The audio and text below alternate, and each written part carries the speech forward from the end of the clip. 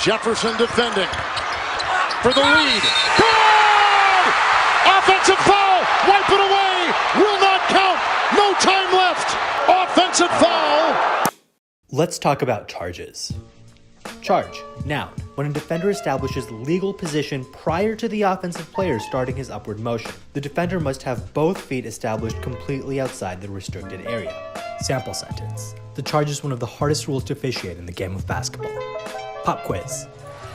Is this a charge? Close to the basket, falls right over. How about this?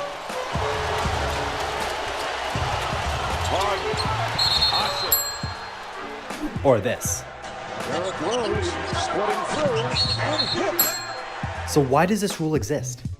First, the rule may prevent injuries by discouraging offensive players from being out of control when they attack the rim.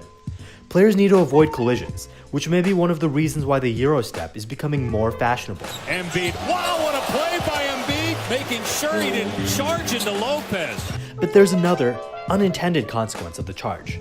In a sport where we expect the tallest and strongest to dominate, the charge acts as an equalizer. Smaller players who would otherwise be liabilities actually have an opportunity to make a defensive play in the paint. And it shows.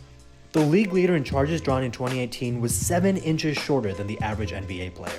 It was none other than All-Star Kyle Lowry, who said on charges, "I think it's a game changer. I'm not a shot blocker, but a charge is just as important as a blocked shot." But actually, a charge can be even more important. A blocked shot often goes out of bounds or is retrieved by the offensive team. But a charge not only guarantees a turnover, but also counts as a personal foul, increasing a player's chance of getting fouled out. But I think it's time to get rid of the charge. It's just bad for the sport.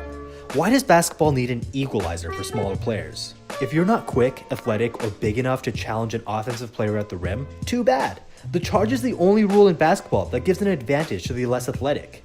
This is a sport after all. Change the rule and every time a player dribbles past his primary defender, we're either going to see this,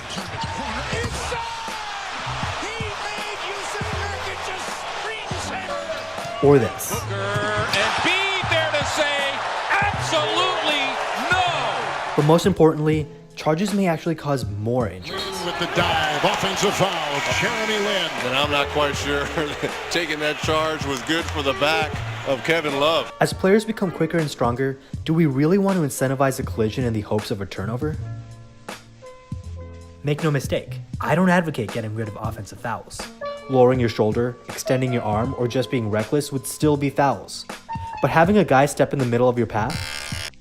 Regardless of where you stand on charges, one thing is clear. For the lead. Good! Offensive foul! Wipe it away! Will not count! Charges No time matter. left.